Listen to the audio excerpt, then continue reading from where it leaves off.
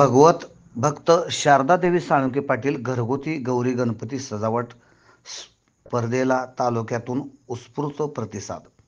दीपक आबांच्या उपस्थितीत शनिवार 28 रोजी होणार स्पर्धेचा बक्षीस वितरण समारंभ.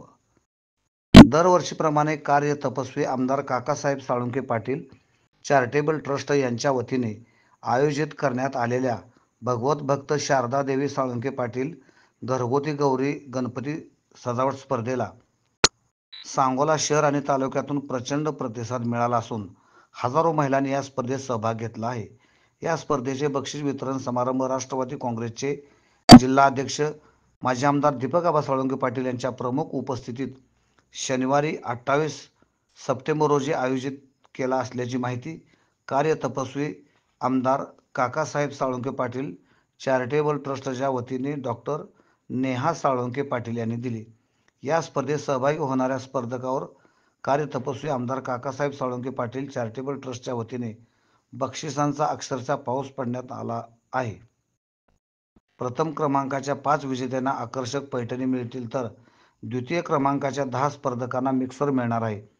तृतीय क्रमांकाच्या 15 स्पर्धकांना कुकर मिळणार आहे. तसेच चतुर्थ क्रमांकाच्या 20 स्पर्धकांना टिफिन बॉक्स मिळणार आहे. याशिवाय 5व्या क्रमांकाच्या 25 स्पर्धकांना हॉटपॉट मिळणार आहे.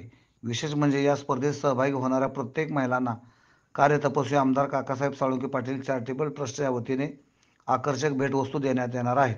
बक्षीस वितरण समारंभ राष्ट्रवादी काँग्रेसचे जिल्हाध्यक्ष माजी आमदार दीपक आबा साळुंखे पाटील यांच्यासह सांगोला शहर व तालुक्यातील अनेक मान्यवर महिला व प्रमुख पाहुणे उपस्थित राहणार आहेत.